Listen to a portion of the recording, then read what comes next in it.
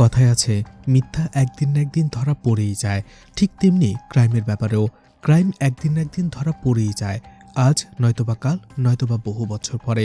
তবে এমনও কিছু ঘটনা থাকে যেখানে ক্রাইমগুলো বাইরে আসে না, সারা জীবন ঢেকে থাকে মিথ্যের চাদরে। কিন্তু আজ এমন একটা ক্রাইমকে নিয়ে কথা বলবো যেটা পুলিশের সামনে আসতে ৩৫ বছর সময় লেগে গিয়েছিল। তো কি ছিল সেই ক্রাইম, আর কিভাবেই এত বছর পরে সেই ক্রাইমের রহস্য উদ্ঘাটন হলো, সেটাই দেখানো হবে আজকের গল্পে। আশা করি যারা ইনভেস্টিগেশন থ্রিলার টাইপ মুভি পছন্দ করেন তাদের আজকের গল্পটা অবশ্যই ভালো লাগবে। আজ এক্সপ্লেন করতে যাচ্ছি Japanese movie the voice of sin. পুরো ভিডিও দেখার অনুরোধ রইল। মুভির শুরুতে নিউজ পেপারে দেখানো হয় ১৯৮৪ সালে ফুড কোম্পানি গ্যালাক্সির চেয়ারম্যান তিকুচিকে কিছু লোক কিডন্যাপ করেছিল, আর সেই কিডন্যাপিংয়ের মুক্তিপণ হিসেবে 10 বিলিয়ন ইয়ান এবং 10 কিলো গোল্ডের দাবি করেছিল। সেই কিডন্যাপাররা তিকুচিকে কিডন্যাপ করার একটা কারণও দেখিয়েছিল। তারা বলছিল গ্যালাক্সি ফুড কোম্পানি তাদের স্ন্যাক্সের সাথে বাচ্চাদের খেলনা ফ্রি দিয়ে তাদের বাজে কোয়ালিটির প্রোডাক্ট বিক্রি করছিল, আর এটা এক ধরনের স্ক্যাম। সেই কিডন্যাপাররা নিজেদের ব্ল্যাক ডিমন হিসেবে দাবি করত। দেখা গিয়েছিল সেই কিডন্যাপিংয়ের ৩ দিন পরে তিকুচি সেই কিডন্যাপারদের হাত থেকে পালিয়ে আসতে সক্ষম হয়েছিল, কিন্তু এই ৩ দিন তার মুখ কালো ব্যাগ দিয়ে ঢেকে থাকার কারণে সে কিডন্যাপারদের কারো চেহারাই দেখতে পারেনি, যার ফলে সেই কিডন্যাপাররা তাদের মুক্তিপণে যে টাকা দাবি করেছিল সেটা আর পায়নি। এরপরে সেই কিডন্যাপারদের খুঁজে না পেয়ে কেসটা ক্লোজ করে দেওয়া হয়েছিল, কিন্তু সেই কিডন্যাপাররা তখনও থেমে থাকেনি। এরপরে তারা সেই গ্যালাক্সি ফুড কোম্পানির কনজিউমারদেরই হোস্টেস বানিয়ে নেয়। হোস্টেস বলতে তারা তাদের কিডন্যাপ করেনি, বরং গ্যালাক্সি ফুড কোম্পানির অসংখ্য ডিলারদের হুমকি দেয়া চিঠি পাঠাতো। এছাড়া এই হুমকির চিঠি তারা ওসাকার একটি নিউজ এজেন্সিকেও পাঠিয়েছিল। আর ওই সময়টাতে এই কিডন্যাপাররা শুধু গ্যালাক্সি ফুড কোম্পানি নয়, গ্যালাক্সি, ওয়ান্টন এবং জেসি এই ৩টা ফুড কোম্পানিকেই ধমকি দিয়ে চিঠি লিখতে শুরু করে। তারা বলছিল এই ৩টা ফুড কোম্পানির খাবারে তারা সোডিয়াম সায়ানাইড ইনজেক্ট করে দেবে, আর এটা করলে অগণিত মানুষ মারা যাবে। তাই তারা এই ৩টি ফুড কোম্পানি থেকে র্যানসমের টাকার দাবি করে। এছাড়া সেই র্যানসমের টাকা কোথায় নিয়ে আসতে হবে তারা সেটা ট্যাপ রেকর্ডে অডিও করে পাঠাতো, যার ফলে এই ৩টা কোম্পানি পুলিশদের প্রেশার দিতে থাকে সেই কিডন্যাপারদের ধরার জন্য। তখন শত শত পুলিশ এই কেসটাতে কাজ করেছিল। এই কেসটার নাম দেওয়া হয়েছিল ইনভেন্ট কেস। পুলিশ অনেক চেষ্টা করার পরেও শুধুমাত্র একজন লোকের চেহারাই বাইরে এসেছিল এই কেস থেকে, যারও নাম ঠিকানা কিছুই জানা যায়নি। তাই তার নাম দেওয়া হয়েছিল চায়নাম্যান। কারণ কিডন্যাপাররা যেসব জায়গা বলেছিল র্যানসম টাকা দিয়ে আসার জন্য, সেই সব জায়গাগুলো এই চায়নাম্যানকে ঘোরাফেরা করতে দেখা গিয়েছিল। এছাড়া পুলিশের কাছে এই চায়নাম্যানের ব্যাপারে বা সেই কিডন্যাপারদের ব্যাপারে আর কোনো ইনফরমেশন ছিল না, যার ফলে সেই ৩টা ফুড কোম্পানি র্যানসমের টাকা দিতে বাধ্য হয়েছিল। কিডন্যাপারদের যে ঠিকানা দেওয়া হয়েছিল সেখানেই র্যানসমের টাকা দিয়ে আসা হয়েছিল, কিন্তু হঠাৎ করেই যেন সেই কিডন্যাপাররা বাতাসের সাথে মিশে গিয়েছিল একেবারে। কেউ সেই র্যানসমের টাকা নিতেও আসেনি, আবার সেই কেউ ফুড কোম্পানির খাবারের মধ্যে বিষও মেশায়নি। ১৬ বছর ধরে পুলিশরা এই কেসটা ইনভেস্টিগেশন করতে থাকে, কিন্তু এই কেসটা একটা রহস্যই হয়ে থেকে গেছে, পুলিশ সমাধান করতে পারেনি। আর ১৬ বছর পরে পুলিশ এই ইনভেন্ট কেসটাকে বন্ধ করে দিয়েছিল। এরপরে সেই সময় থেকে ৩৫ বছর কেটে যায়। ৩৫ বছর পরে সেই দাইচি নিউজ এজেন্সি, যাদের সেই কিডন্যাপাররা হুমকি দেওয়ার চিঠি পাঠাতো, তারা ভেবেছিল এই কেসটা নিয়ে তারা একটা ডকুমেন্টারি ফিল্ম বানাবে। এই দাইচি নিউজ এজেন্সিটা একটু স্পেশাল, কারণ এটা গভর্নমেন্টের অফিসিয়াল নিউজ এজেন্সি, যার ফলে এই ডকুমেন্টারি ফিল্মটা বানানোর জন্য তারা অনেক গুরুত্ব পায় এবং গুরুত্ব দেয়। তারা ফিল্ম বানানোর আগে এই কেস সম্পর্কে যেসব তথ্য পাওয়া গিয়েছিল সেগুলো আবারও কালেক্ট করতে বলে, এবং আরও কিছু তথ্য আছে কিনা সেগুলোও কালেক্ট করতে বলে। আর এই দায়িত্ব দেওয়া হয় তাদের সবথেকে ভালো রিপোর্টার আকুজাকে। এরপরেই ওসাকা শহরের একটি টেইলার শপের ওনার তোশিকে দেখানো হয়, যে তার পরিবারের সাথে ক্রিসমাস ট্রি সাজাতে ব্যস্ত ছিল। তোশির তখন মনে পড়ে তার বাসায় পুরনো একটা বক্সে কিছু জিনিস রয়েছে যেগুলো দিয়ে এই ট্রিটা আর ভালো করে সাজানো যাবে, আর এই জন্য সে পুরনো বক্সটা খুলে। তখনই তোশি সেখানে দেখতে পায় পুরাতন একটা ডায়েরি এবং একটা ক্যাসেট। এদিকে আকুজা যখন রিসার্চ এবং ইনফরমেশন কালেক্ট করছিল, তখন সে জানতে পারে দ্য ইনভেন্ট কেসের ঠিক ১ বছর আগে লন্ডনেও ঠিক একই রকম একটা ঘটনা ঘটেছিল, যেখানে একটা ফুড কোম্পানির মালিক ব্যাকেনকে কিডন্যাপ করা হয়েছিল। এদিকে আকুজার বস মুকাশির কাছে মনে হতে থাকে দ্য ইনভেন্ট কেসের ক্রিমিনালরা এই লন্ডন কেসটাকেই ফলো করেছিল, আর এই জন্য মুকাশি আকুজাকে বলে লন্ডনে যেয়ে সেই কেসটা ইনভেস্টিগেশন করতে, যার ফলে সেই কেসের কি ফল বের হয়েছিল সেটা জানলে হয়তোবা আকুজার এই ফিল্মটা বানাতে আরও সুবিধা হবে। কিন্তু আকুজা মনে করে ৩৫ বছর আগের একটা কেস থেকে কোনো ইনফরমেশন বের হওয়ার কোনো আশাই সে দেখতে পাচ্ছে না। কিন্তু এই ফিল্মটা বানাতেই হবে। এছাড়া সোশ্যাল অ্যাফেয়ার ডিপার্টমেন্ট থেকেও প্রেশার দেওয়া হচ্ছে এই ফিল্মটা নিয়ে কাজ করার, যার ফলে আকুজা বাধ্য হয় লন্ডনে যেয়ে সেই কেসটা ইনভেস্টিগেশন করার জন্য। লন্ডনের কেসটাতে ওই সময় যে অফিসার কিডন্যাপারদের সাথে নেগোসিয়েশন করেছিল, আকুজা তার সাথে যে দেখা করে এবং চায়নাম্যানের স্কেচ দেখায় তাকে। তখন সেই অফিসার বলে, যখন আমরা এই লন্ডনের কেসটা ইনভেস্টিগেশন করছিলাম সেই ইনভেস্টিগেশন টিমে একজন চায়নাম্যান ছিল, কিন্তু ইনভেস্টিগেশনের পরে সে কোথাও গায়েব হয়ে গেছে। এরপরে তার আর কোনো খোঁজ পাওয়া যায়নি। আর ওই সময় ওই চায়নাম্যান একজন লেডি রিপোর্টারকে ডেট করত।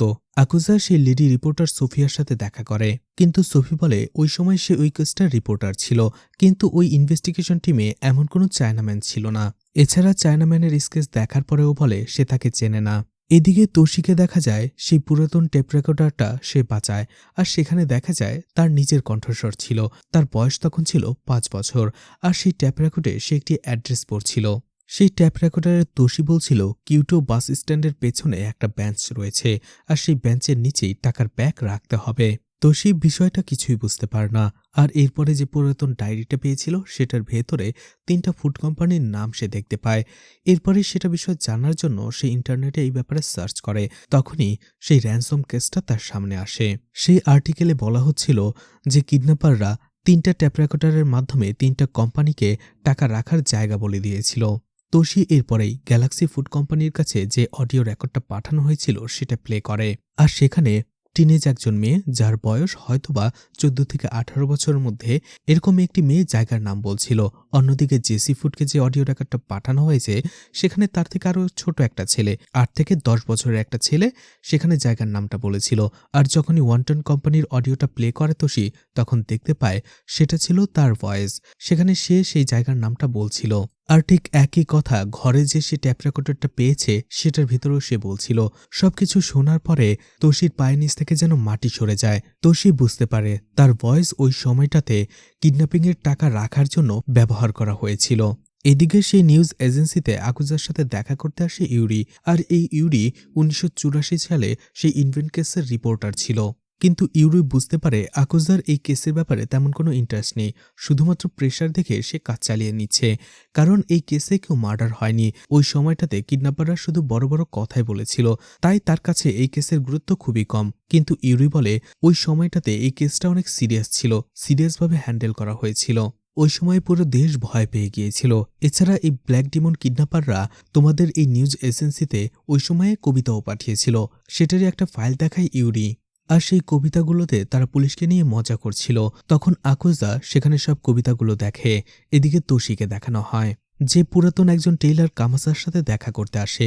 এই কামাসা ১৯৮৪ সালে তার বাবার টেইলার শপে তার বাবার সাথেই কাজ করত। তখনই কামাসাকে সেই পুরাতন ডায়েরিটা দেখানো হয়। ডায়েরিটা দেখার পরে কামাসা বলে এই ডায়েরিটা হয়তোবা ড্যাক্সিকোর, আর এই ড্যাক্সিকো হচ্ছে তোশির বড় আঙ্কেল। তোশি ভাবছিল এতদিন যে ছোটবেলাতেই তার এই বড় আঙ্কেল ড্যাক্সিকো মারা গেছে, কিন্তু কামাসা বলে ড্যাক্সিকো এখনও বেঁচে আছে, কিন্তু সে যে এখন কোথায় আছে কেউ জানে না।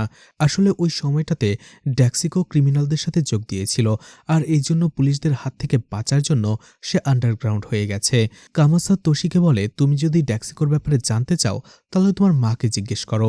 তোশির মা মায়োমির ক্যান্সার ছিল, সে হসপিটালে অ্যাডমিট ছিল। তোশি সেখানে যেয়ে তার আঙ্কেল ড্যাক্সিকোর ব্যাপারে জিজ্ঞেস করে। ড্যাক্সিকোর কথা শুনে মায়োমি সিরিয়াস হয়ে যায়। মায়োমি বলে ড্যাক্সিকো যেদিন থেকে গায়েব হয়ে যায় তার একদিন আগে সে তোশিকে ন্যাশনাল পার্কে নিয়ে গিয়েছিল, কিন্তু তোশি তখন ছোট থাকায় তার এই কথাটা মনে নেই, এমনকি ড্যাক্সিকোর চেহারাও তার মনে নেই। বাসায় এসে তোশি সেই ন্যাশনাল পার্কের ছবিগুলো দেখতে থাকে, কিন্তু তোশি দেখতে পায় সেই ছবিগুলোতে শুধু সে ছিল, তার আঙ্কেল ড্যাক্সিকো ছিল না। এদিকে যে সময় লন্ডন কেসটা হয়েছিল ওই সময় ব্যাকএন্ড ফুড কোম্পানির শেয়ারের অনেক দরপতন হয়েছিল। ওই সময়ে অনেকে এই শেয়ারগুলো কিনে রেখেছিল, আর এরপরে ব্যাকএন্ডের যখন মুক্তি হয়ে যায় আর এরপরে সেই কোম্পানির শেয়ারের দাম যখন আবার বেড়ে যায়, তখন সেই লোকেরাই সেই শেয়ারগুলো বিক্রি করে দিয়েছিল, আর এতে তারা মিলিয়ন পর্যন্ত ইনকাম করেছিল। আর ব্যাকএন্ডও ঠিক একই রকম কিডন্যাপের পরে বিনা র্যানসমের টাকাতেই ছাড়া পেয়ে গিয়েছিল। আকাজি এবং তার বস মনে করে হয়তোবা এই কিডন্যাপিংয়ের পেছনে এই প্ল্যানটাই ছিল যে কিডন্যাপ করে শেয়ারের দাম কমিয়ে তারপরে কিছুদিন পরে যখন শেয়ারের দাম বেড়ে যায় তখন তারা সেটা আবার বিক্রি করে দেয়। আর এ থেকে তারা র্যানসমের যে টাকা দাবি করেছিল তার থেকেও কয়েকগুণ বেশি টাকা ইনকাম করেছে। মুকাশি বলে, আমি শুনেছিলাম ওই সময়ে ব্যাকএন্ড কোম্পানির শেয়ার কেনার পেছনে একটা ক্রিমিনাল গ্যাংয়ের হাত ছিল। এরপরে আকুজা 1984 সালের একজন শেয়ার ব্রোকারের সাথে কথা বলে। সেই শেয়ার ব্রোকার বলে, হ্যাঁ, সেই 3 কোম্পানিকে ধমকি দেওয়ার পরে তাদের কোম্পানির শেয়ারের দরপতন হয়েছিল, কিন্তু সেটা এতটাও হয়নি যে সেই শেয়ারগুলো বিক্রি করে সেখান থেকে মিলিয়ন মিলিয়ন ইনকাম করা যাবে। কিন্তু হ্যাঁ, ওই সময় লন্ডনের একটা কোম্পানি আমাদের এই 3টা ফুড কোম্পানির অনেক শেয়ার কিনেছিল। আকুজা সেখানে আরও জানতে পারে ওই সময়টাতে জাপানের কিছু ক্রিমিনাল লন্ডনে গিয়েছিল। এছাড়া Japanese investment company black eye share কেনার জন্য তখন অনেক আগ্রহ দেখিয়েছিল। এছাড়া ওই সময় মার্কেটে একটা খবর ছড়িয়ে পড়েছিল যে ব্ল্যাক আই ইনভেস্টমেন্ট কোম্পানির মালিক সেই জাপানিজ ক্রিমিনালদের মধ্যে একজন যারা ওই সময়টাতে লন্ডনে গিয়েছিল। এছাড়া আকুজা তার রিসার্চ থেকে আরও জানতে পারে কিডন্যাপাররা যখন গ্যালাক্সি ফুড কোম্পানির খাবারে পয়জন মেশাতে চেয়েছিল তখন গ্যালাক্সি ফুড কোম্পানির শেয়ারে অনেক বড় ধরনের একটা ধস নামে, যেটা 10 মিলিয়নেরও বেশি। কিন্তু ওই সময়টাতে তখন এই কোম্পানির শেয়ার কেনার মতো কেউ ছিল না। তাই আকুজার মনে হতে থাকে তাই কিডন্যাপাররা তখন শেয়ার নয় বরং র্যানসমের টাকার জন্যই এই ক্রাইমটা করেছিল। সেই শেয়ার ব্রোকার আকুজাকে আরও একটা কথা বলে, 1984 সালে লন্ডনে একজন জাপানিজ লোকের সাথে তার দেখা হয়েছিল যার কাছে শেয়ার বাজার ম্যানিপুলেট করার একটা আইডিয়া ছিল, কিন্তু সে এই চায়নাম্যান ছিল না। এদিকে তোশি একজন বিজনেসম্যান রোমাসির সাথে দেখা করে। এই রোমাসি 1984 সালের জুডো গ্রুপের একজন মেম্বার ছিল। এছাড়া সে ড্যাক্সিকোর বন্ধুও ছিল। তোশি রোমাসিকে সেই 1984 সালের তাদের জুডো গ্রুপের একটা ফটো দেখায় যেখানে তার বাবা, তার আঙ্কেল ড্যাক্সিকো এবং রোমাসি ছিল। তোশি তখন রোমাসিকে ড্যাক্সিকোর সেই ডায়েরিটা দেখায় আর বলে দ্য ইনভেন্ট কেসে ড্যাক্সিকো জড়িত ছিল আর সে জানতে চায় এই ড্যাক্সিকো এখন কোথায় আছে। রোমাসি বলে এই ইনভেন্ট কেসের কয়েকদিন আগে ড্যাক্সিকো তার সাথে দেখা করতে এসেছিল আর ওই সময়টাতে আমি একটা ফুড কোম্পানিতে চাকরি করতাম। তখন ড্যাক্সিকো আসলে ফুড কোম্পানিগুলোর ডেটা একত্র করছিল। সেই ডেটাগুলোর মধ্যে ডায়েরিতে লেখা এই 3 কোম্পানির ডেটাও ছিল। এছাড়া রোমাসি তোশিকে আরও একটা কথা জানায় যে তার দাদা অর্থাৎ ড্যাক্সিকোর বাবাকে খুন করা হয়েছিল। ওই সময়টাতে কমিউনিস্ট এবং ক্যাপিটালিস্টের একটা আন্দোলন হয়েছিল। সেই আন্দোলনের ভিকটিম হয়েছিল ড্যাক্সিকোর বাবা অর্থাৎ তোশির দাদা। এরপরেই তোশি পুরানো নিউজ পেপারগুলো ঘেঁটে দেখতে পায় তার দাদা গ্যালাক্সি ফুড কোম্পানিতে চাকরি করত, কিন্তু সেখানে তাকে কমিউনিস্ট ভেবে তাকে চাকরি থেকে বের করে দেওয়া হয়। তখন তোশি বুঝতে পারে যে ড্যাক্সিকোর কাছে একটা কারণ ছিল গ্যালাক্সি ফুড কোম্পানিকে ঘৃণা করার। এদিকে রোমাসির তোশিকে আরও বলে গায়েব হওয়ার কয়েকদিন আগে ড্যাক্সিকো তাকে ছোট একটা রেস্টুরেন্ট শিনুতে ডেকেছিল। এরপরেই তোশি সেই রেস্টুরেন্ট শিনুকে খুঁজে বের করে আর সেই রেস্টুরেন্টের পুরনো শেফ সাকিকে খুঁজে বের করে। এছাড়া সাকিকে ড্যাক্সিকোর ব্যাপারে জিজ্ঞেস করে, কিন্তু সাকি প্রথমে কোনো কিছুই বলতে রাজি ছিল না, কিন্তু তোশি তাকে সবকিছু বুঝিয়ে বলে আর ইমোশনালি ভাবে বলে তার আঙ্কেল তার ভাতিজা অর্থাৎ তোশির কণ্ঠস্বর সেই র্যানসমের টাকা চাওয়ার জন্য ব্যবহার করেছিল। অবশেষে সাকি বলতে রাজি হয়। সাকি বলে 1984 সালে এই রেস্টুরেন্টের ওপরে যে ফ্ল্যাটটা ছিল সেখানে বসেই কয়েকজন লোককে নিয়ে তোমার আঙ্কেল ড্যাক্সিকো মিটিং করত। আসলে এই রেস্টুরেন্টের মালিক মরিমোটো ড্যাক্সিকো সেই সদস্যদের মধ্যে একজন ছিল। আমি যখন তাদের ওয়াইন দিতে গিয়েছিলাম তখন শুনতে পেয়েছিলাম তারা কোনো একটা প্ল্যানকে বাস্তবায়ন করার কথা বলছে, কিন্তু তাদের মধ্যে ঝগড়া লেগে যায়। তোশি যে ফটোটা নিয়েছিল জুডো গ্রুপের, সাকি সেই ফটোতে একজন লোককে দেখায় যেই সেদিন ঝগড়া করেছিল। তার কানে একটা ঘায়ের একটা চিহ্ন ছিল আর এর নাম ছিল হিডাকি। তোশি এরপরেই জুডো ট্রেনিং সেন্টারে যায় যেখানে হিডাকি ট্রেনিং করত। সেখানকার বয়স্ক ইন্সট্রাক্টর বলে হিডাকি প্রথমে একজন পুলিশ অফিসার ছিল, কিন্তু আন্ডারওয়ার্ল্ডের কাছ থেকে ঘুষ নেওয়ার অপরাধে তার চাকরি চলে যায়। এই হিডাকির এক মেয়ে আর এক ছেলেও ছিল, ভিনি আর তোমাশি। কিন্তু সেই ইনভেন্ট কেসের ঘটনার পরে এক রাতের মধ্যে হিডাকি এবং তার পুরো পরিবার গায়েব হয়ে যায়। এদিকে আকুজা সেই নিউজ এজেন্সির মিটিংয়ে বলে ওই সময়ে র্যানসমের টাকা চাওয়ার জন্য যে ভয়েসগুলো ব্যবহার করা হয়েছিল তার মধ্যে প্রথমটা ছিল 16 বছরের একটা মেয়ের, এরপরে ছিল 8 থেকে 10 বছরের একটা ছেলের আর এরপরেই ছিল 5 বছরের একটা ছেলের। তো তাদের বয়স এখন বেড়েছে, নিশ্চয়ই তাদের খুঁজে বের করা যাবে। কিন্তু এই 3 জনকে সে কিভাবে খুঁজে বের করবে তার কোনো আইডিয়া আকুজার কাছে নেই। এদিকে তোশিকে দেখা যায় যে হিডাকির মেয়ে ভিনির স্কুলে চলে আসে এবং ভিনির টিচারের সাথে কথা বলে। সেই টিচার ভিনির পুরো পরিবারের ফটো দেখায়। সেই ফটোতে ভিনি, তার ভাই তোমাসি এবং তার মা ছিল। সেই টিচার বলে কিন্তু এক রাতে ঘরের সব জিনিসপত্র রেখে পুরো পরিবার উধাও হয়ে যায়। এরপরে তাদের আর খুঁজে পাওয়া যায়নি। এছাড়া সেই টিচার আরও বলে ভিনি আর তোমাসির কণ্ঠস্বর সেই ইনভেন্ট কেসের মুক্তিপণের টাকা চাওয়ার জন্য ব্যবহার করা হয়েছিল। হয়তোবা ফ্যামিলি গায়েব হওয়ার পেছনেই এই কারণটাই ছিল।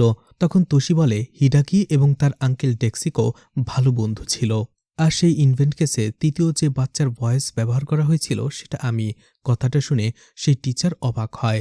সেই টিচার বলে ভিনির স্বপ্ন ছিল সে বড় হয়ে আমেরিকায় যেয়ে ইংলিশ ট্রান্সলেটর হবে, কিন্তু তার স্বপ্ন চুরমার হয়ে গিয়েছিল হয়তোবা। আসলে তখন চারপাশে একটা কথা ছড়িয়ে পড়েছিল ভিনির বাবা হিডাকির সাথে আন্ডারওয়ার্ল্ডের একটা কানেকশন ছিল, এমন কিছু। এদিকে আকুজাকে দেখা যায় সেই বাস স্ট্যান্ডে পৌঁছে যায় যেখানে কিডন্যাপাররা র্যানসমের টাকা বেঞ্চের নিচে রাখতে বলেছিল। আর সেখানের আশেপাশে সেই চায়নাম্যানকে দেখা গিয়েছিল। এদিকে ইউরি বলে দ্বিতীয় জায়গাটা ছিল মিনশেন ব্রিজ, যেখানে একটা সাদা পতাকা রাখা ছিল আর সেখানেই টাকা রাখতে বলা হয়েছিল। পুলিশ সেই ব্রিজের নিচে একটা রহস্যজনক গাড়ি পেয়েছিল আর সেই গাড়ির ভেতরেও সেই চায়নাম্যানকে দেখা গিয়েছিল।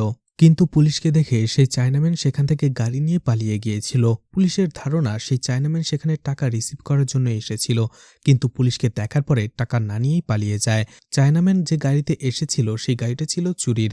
এরপরেই আকুজা সেই লোকটার সাথে জেলে দেখা করে, যে লোকটা এই গাড়িটি বিক্রি করেছিল। সেই লোকটা বলে সেই গাড়িটা সে মরিমোটোকে বিক্রি করেছিল আর এই মরিমোটো সবসময় একটা রেডিও ফ্রিকোয়েন্সি শুনতে থাকত। একবার সে শুনেছিল সেই রেডিও ফ্রিকোয়েন্সিতে সোডিয়াম সাইনাইটের কথা বলা হচ্ছিল। এরপরে এই মরিমোটোর ব্যাপারে খোঁজখবর নেওয়া হতে থাকে। জানা যায় এই মরিমোটো ছিল একজন কার চোর, আর চায়নাম্যান যে গাড়িতে এসেছিল মরিমোটোই সেই গাড়িটার ব্যবস্থা করেছিল। এরপরে আকুজার ঠিকানা নিয়ে সেই গ্যারেজে পৌঁছে যায় যেখানে ৩৫ বছর আগে মরিমোটো মেকানিক হিসেবে কাজ করত গাড়ি রিপেয়ারের। সেই গ্যারেজের মালিক বলে মরিমোটো সেখানে সেকেন্ড হ্যান্ড গাড়ি বিক্রি করা এবং কেনার ব্যবসা করত। এছাড়া দ্য ইনভেন্ট কেসে কিডন্যাপ করার জন্য যে গাড়িটি ব্যবহার করা হয়েছিল সেটাও মরিমোটোই বিক্রি করেছিল। এরপরে সেই বৃদ্ধ লোকটা আকুজাকে একটা ফটো দেখায় যেখানে মরিমোটোর সাথে চায়নাম্যানও ছিল, আর এই চায়নাম্যানই মরিমোটোকে তার গ্রুপে অ্যাড করেছিল। তখনই আকুজা খবর পায় মরিমোটোর ওয়াইফ শিনু একটা রেস্টুরেন্ট চালায়, আর সেই রেস্টুরেন্টের নাম হচ্ছে শিনু। আকুজা শিনুর সাথে দেখা করলে শিনু কোনো কথা বলতেই রাজি ছিল না। সে শুধু বলে তার হাজব্যান্ড এবং তার কিছু বখাটে বন্ধুরা এখানে মাঝে মধ্যে মিটিং করত, আর এরপরেই আকুজাকে সে বের করে দেয়। কিন্তু আকুজা তখনই সেই রেস্টুরেন্টের শেফ সাকির সাথে কথা বলে। সাকি বলে মরিমোটো আসলে কোনো এক গ্যাংস্টারের জন্য কারের ব্যবস্থা করে দিত, আর এই চায়নাম্যান হচ্ছে সেই গ্যাংস্টারের রাইট হ্যান্ড। এছাড়া সেখানে আরও একজন লোককে দেখায় ফটোতে। সেই লোকটা এখানে অনেক সময় কবিতাও বলতো। আকুজার তখনই মনে পড়ে সেই কিডন্যাপাররা পুলিশদের কাছে কবিতাও পাঠাতো। এদিকে সাকি বলে এই গ্রুপের মধ্যে সবথেকে যে শক্তিশালী ছিল তার কানে ঘা ছিল, আর তার নাম হাডিকি। একজন পুরাতন স্টক মার্কেট কিংকে দেখানো হয়। সেই লোকটা বলে ছবিতে যে লোকটা কবিতা লিখত সেই লোকটা আসলে একজন স্টক ব্রোকার ছিল, এর নাম টনি ছিল, আর এই টনি ক্রিমিনালদের টাকা শেয়ার মার্কেটে ইনভেস্ট করার কাজ করত। সেই লোকটা বলে দ্য ইনভেন্ট কেসে কমপক্ষে ৬ জন লোক জড়িত ছিল। প্রথমত চায়নাম্যান, গ্যাংস্টারের রাইট হ্যান্ড, এরপরে হিডাকি পুলিশম্যান, এরপরে টনি স্টক ব্রোকার, এরপরে হচ্ছে মরিমোটো যে কার চুরি করত, ৫ নম্বর লোকটা হচ্ছে গ্যাংস্টার, আর ৬ নম্বর লোকটা হচ্ছে মাস্টার মাইন্ড। আমি এই ৫ জনকে চিনি, শুধুমাত্র সেই মাস্টার মাইন্ডকে ছাড়া। ওই ঘটনার পরে ধীরে ধীরে সবাই মারা গেছে, সেই চায়নাম্যানেরও খুন হয়েছে, শুধুমাত্র সেই মাস্টার মাইন্ডই এখনো বেঁচে আছে। সে যেন বাতাসের সাথে মিশে গেছে। তারা বড় একটা প্ল্যান করেছিল, কিন্তু তারা তাদের প্ল্যানটা কাজে লাগাতে পারেনি। আকুজা আবারও সেই শেফ সাকির সাথে কথা বলতে আসে। সাকি তখন তাকে জানায় কয়েকদিন আগে আরও একজন লোক এই কেসটার ব্যাপারেই জিজ্ঞাসাবাদ করতে এসেছিল, কিন্তু সে কোনো পুলিশ অফিসার নয়, সে একজন টেইলার, আর এই ছবিতে থাকা ডেক্সার হচ্ছে তার আঙ্কেল। এরপরেই সাকি তোশির কার্ডটা আকুজাকে দেয়। আকুজার সন্দেহ হতে থাকে হয়তোবা সেই মাস্টার মাইন্ড হচ্ছে ডেক্সিকো। এদিকে তোশি তার পরিবারকে নিয়ে সেই ন্যাশনাল পার্কে যায় ঘুরতে, আর সেখানে আসতেই ৩৫ বছর আগের সেই ঘটনা, অর্থাৎ তার আঙ্কেল ডেক্সিকো যে তাকে এই পার্কে নিয়ে এসেছিল সেটা তার মনে পড়ে। এর একদিন পরেই দেখা যায় আকুজা তোশির সাথে দেখা করতে আসে। আকুজা সেখানে ডেক্সিকোর ব্যাপারে তোশিকে জিজ্ঞেস করে, এতে তোশি অবাক হয়। কিন্তু তোশি ভয় পেয়ে কথা বলতে চায় না। এদিকে আকুজা সাকির কাছ থেকে আগেই জানতে পেরেছিল তোশির ভয়েসটাতেও সেখানে কিডন্যাপাররা একটা ক্যাসেটে ব্যবহার করেছিল। তখন আকুজা তোশিকে বলে এই কেসের সত্যতা সে সবার সামনে বের করে নিয়ে আসতে চায়, কিন্তু তোশি আকুজাকে সেখান থেকে চলে যেতে বলে। এদিকে আকুজা তোশির ব্যাপারে তার বস মোকাশিকে বলে। মোকাশি বলে সেই কেসটার এখন আবারও পুনরায় ইনভেস্টিগেশন করা দরকার, কারণ এখন তাদের কাছে একটা লিড দোষী রয়েছে। কিন্তু আকুজার মনে হতে থাকে যেসব ক্রিমিনালরা এই ক্রাইমটা করেছিল তাদের জন্য তাদের পরবর্তী প্রজন্মরা সাফার করবে, এটা ঠিক না। এদিকে তোশিকে দেখা যায় যে রাতের বেলা সেই ক্যাসেট এবং ডায়েরিটা পোড়াতে গিয়েছিল, কিন্তু তোশির মন থেকে এটা চাইছিল না, তাই সে চলে আসে। এদিকে মোকাশি দেখা যায় সেই গ্যাংস্টার নাম বের করে ফেলে যে এই ইনভেন্ট কেসের সাথে জড়িত ছিল। তার নাম ছিল আওকি। মরিমোটো এবং টনি এই আওকির সাথে সরাসরি যুক্ত ছিল। এই আওকির আসলে একটা কনস্ট্রাকশন কোম্পানি ছিল, আর সেটার মাধ্যমেই সে ল্যান্ড রিডেভেলপিং এর কাজ করত। এদিকে ভিনির সেই টিচার তোশিকে ডাকে, আর সে সাচিকো নামের একজন মহিলার সাথে তোশির পরিচয় করিয়ে দেয়। আসলে এই সাচিকো ছিল ভিনির ওই সময়ের ক্লোজ বান্ধবী, আর সাচিকিও চায় সে তার বান্ধবীর সাথে আবার দেখা করবে। সাচিকি বলে সেই ইনভেন্ট কেসের 1 মাস পরে ভিনি তাকে কল করে সব বলেছিল। আসলে এক রাতে ভিনির বাবার বন্ধু তাদের বাসায় আসে আর তাদের জানায় ভিনির বাবা হিডাকি মারা গেছে। এছাড়া তাদের জীবনেরও ঝুঁকি রয়েছে, আর আওকি নামের একজন লোক তার বাবা হিডাকিকে মেরেছে। আর এরপরেই ভিনি তার মা এবং ভাইকে নিয়ে সেখান থেকে পালিয়ে গিয়েছিল, কিন্তু আওকি তাদের ধরে ফেলে এবং একটা ঘরের ভেতরে বন্দি করে দেয়। ভিনির যে স্বপ্ন ছিল সেটা হয়তোবা তখনই ভেঙে চুরমার হয়ে গেছে, কারণ ভিনি জেনে গিয়েছিল তার বাবা কিডন্যাপিংয়ের মুক্তিপণের টাকার জন্য তার এবং তার ভাইয়ের কণ্ঠস্বর ব্যবহার করেছিল।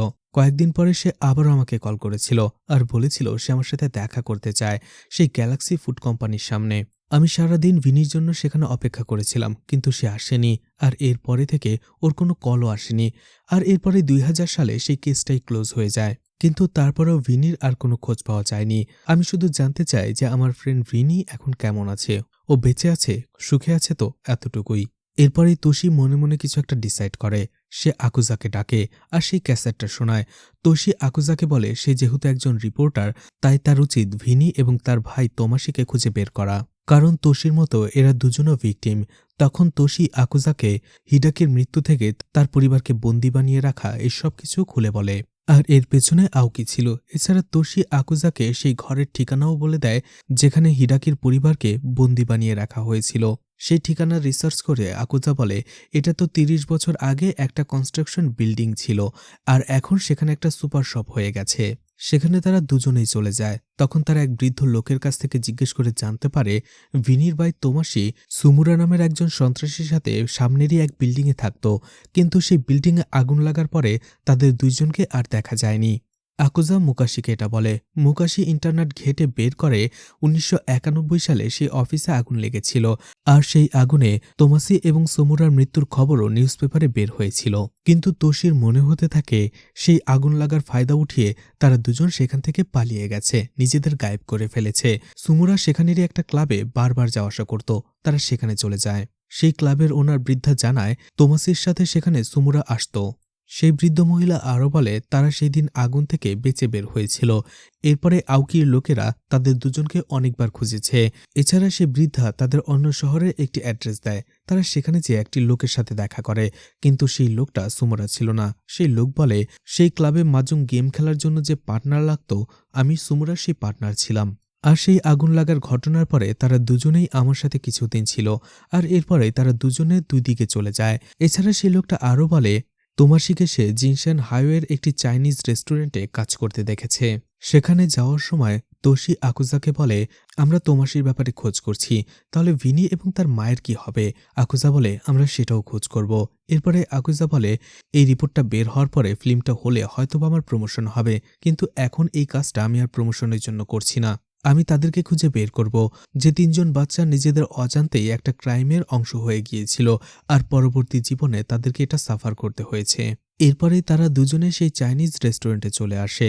সেই রেস্টুরেন্টের মালিক দেখা যায় তাদের কিছু বলতেই রাজি হচ্ছিল না। আকুজা আর তোশি রিকোয়েস্ট করে। অবশেষে তোশি বলে তারা তোমাসির সাহায্য করতে চায়, আর এরপরেই সেই বৃদ্ধ লোকটা তোমাসির মোবাইল নাম্বার তাদের দেয়। এদিকে তোমাসিকে দেখা যায় যে সুইসাইড করতে যাচ্ছিল। ঠিক ওই সময়টাতে তোশি তাকে কল করে। কল রিসিভ করতেই তোশি তাকে বোঝাতে থাকে যে সে তার ভালো চায়।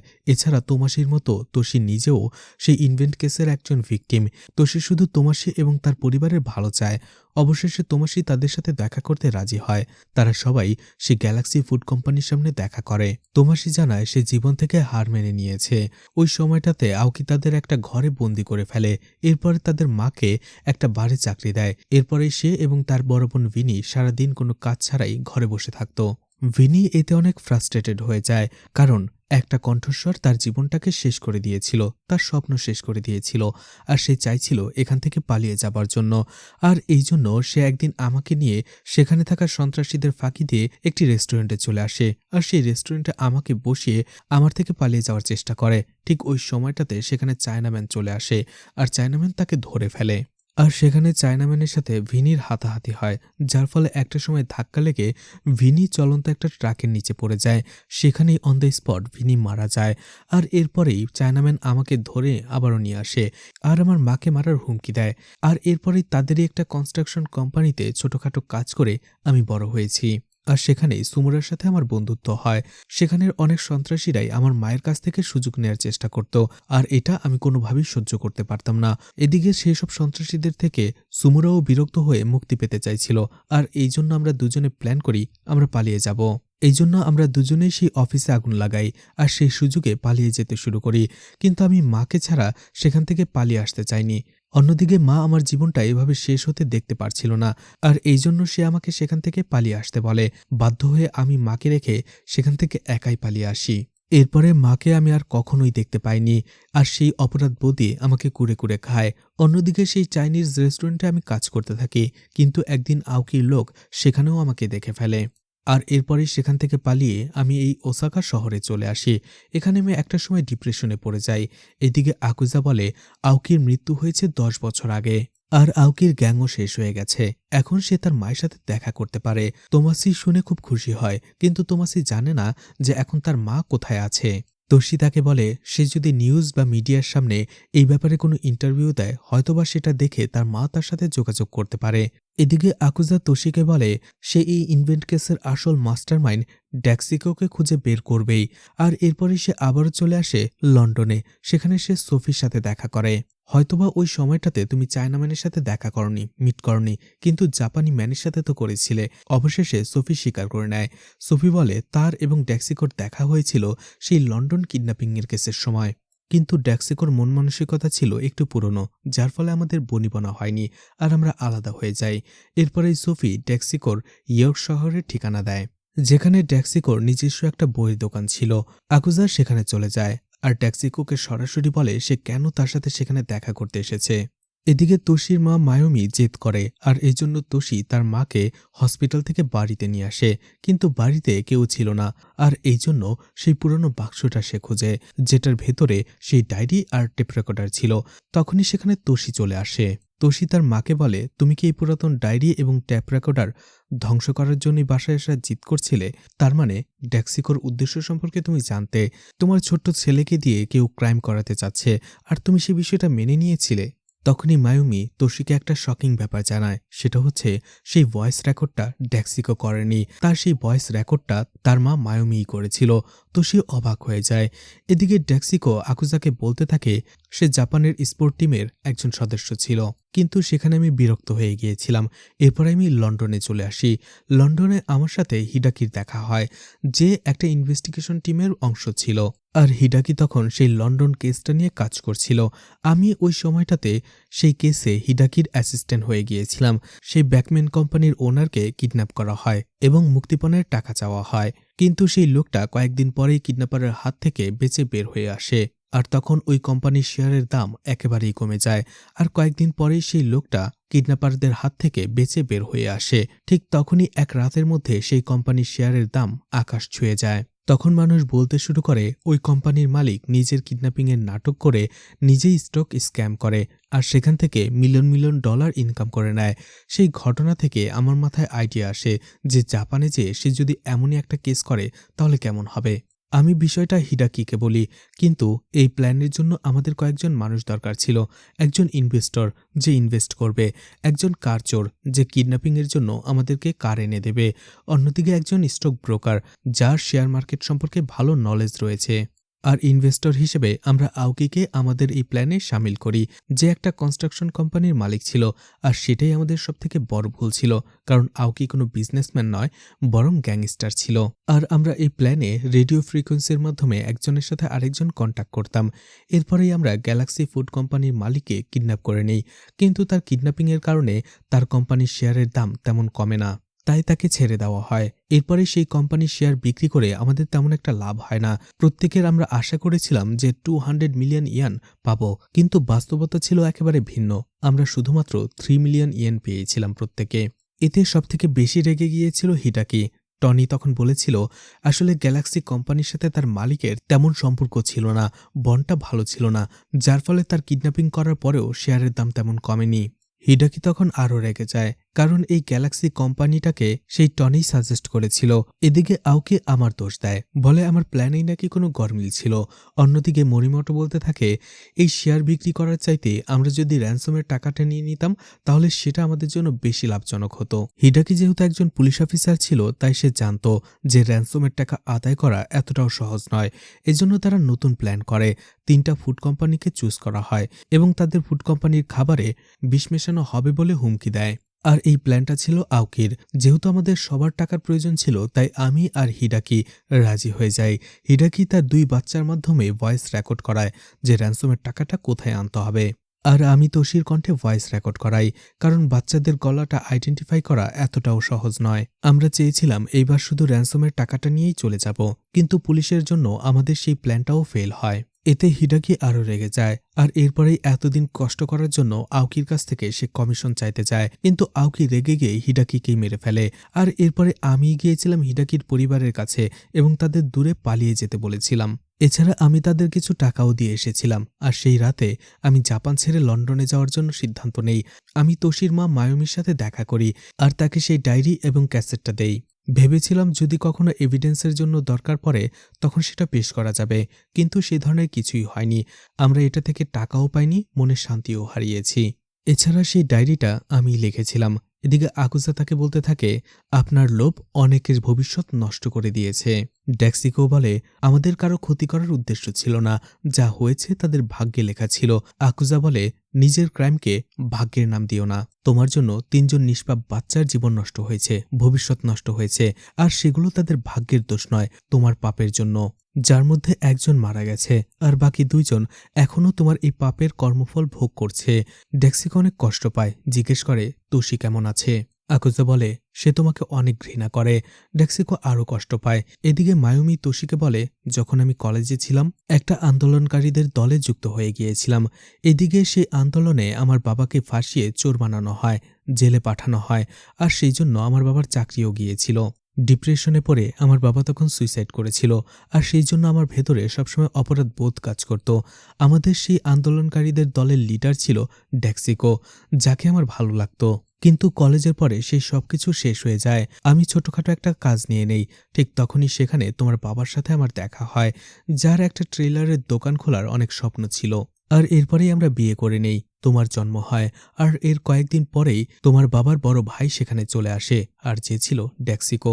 তাকে দেখে আমি অনেক বড় একটা শক পেয়েছিলাম। তখন থেকে আমি সবসময় ভয়ে থাকতাম ড্যাক্সিকো তোমার বাবাকে আমার অতীত সম্পর্কে না বলে দেয়। এরপরে হঠাৎ করে একদিন ড্যাক্সিকোর ফোন আসে আমার কাছে, আর সে বলে তোমার কণ্ঠস্বরে যেন আমি কিছু রেকর্ড করি। আর তখনই সেই অ্যাড্রেসটা আমি তোমার কণ্ঠস্বরে রেকর্ড করি। আসলে আমি ড্যাক্সিকোকে মানা করতে পারিনি। ড্যাক্সিকোকে কলেজে থাকতে আমি পছন্দ করতাম, ভালোবাসতাম। তার জন্য সেই ভালোবাসাটা আমার মনের এক কোণে তখনও জমেছিল, আর এই জন্য আমি তাকে না করতে পারিনি। তোশি বলে অন্যের ক্রাইমের বোঝা তুমি তোমার ছেলের ঘাড়ে উঠিয়ে দিয়েছ, যেটা আমাকে সারা জীবন বয়ে বেড়াতে হবে। এদিকে আকুজা জাপানে ফিরে আসে। অফিসে আসার পরে ইউরি তাকে গুড নিউজ দেয় তার প্রমোশন হয়েছে।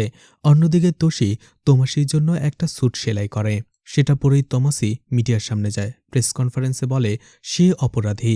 এছাড়া সে তার মাকে একা ফেলে এসেছিল, সেই জন্য তার ভেতরে অপরাধবোধ রয়েছে এখনও। তার মা যদি তাকে কখনো ক্ষমা না করে তাহলে সে মরে যেও শান্তি পাবে না। এদিকে হসপিটালে বেডে থেকে তোমাসের মা তার এই নিউজ দেখে, তার চোখ গড়িয়ে পানি পড়ে। আসলে ৩৫ বছর আগে যে ৩ বাচ্চার কণ্ঠস্বরে পুরো জাপান কেঁপে উঠেছিল, সেই বাচ্চারাই ৩৫ বছর পরে সেই কেসটা আবারও সমাধান করে। ড্যাক্সিকোর সেই বইয়ের দোকানে লন্ডন পুলিশ সিল লাগিয়ে দেয়, কিন্তু তার আগেই ড্যাক্সিকো সেখান থেকে পালিয়ে গিয়েছিল। অন্যদিকে তোমাসি এবং তার মায়ের আবারও দেখা হয়। এদিকে হসপিটালে তোশির মা মারা যায়, তোশি তার মাকে ক্ষমা করে দেয়। এদিকে কয়েকদিন পরেই দেখা যায় তোশির ছোট্ট মেয়েটি তাকে খেলনা দেখায় আর বলে এটা ভেঙে গিয়েছে। এই খেলনাটা আসলে গ্যালাক্সি ফুড কোম্পানি তাদের খাবারের সাথে ফ্রি দিত। সেই খেলনা দেখে তোশির আবারও মনে পড়ে যায় আসলে এই খেলনা ভেঙে যায়নি, বরং তার জীবনটাই ভেঙে গেছে। সে তার মেয়েকে জড়িয়ে ধরে কান্না করে, আর এখানেই মুভিটি শেষ হয়ে যায়। তো মুভিটি আপনাদের কেমন লেগেছে কমেন্ট করে জানাতে পারেন, আর মুভিটা ভালো লাগলে লাইক কমেন্ট শেয়ার করে পাশে থাকতে পারেন। তো আজকের মতো বিদায় নিচ্ছি, আবারও দেখা হবে নতুন কোনো মুভি বা ওয়েব সিরিজ নিয়ে। ততক্ষণ পর্যন্ত ভালো আর সুস্থ থাকবেন সবাই। আজকের মতো বিদায় নিচ্ছি, আল্লাহ হাফেজ।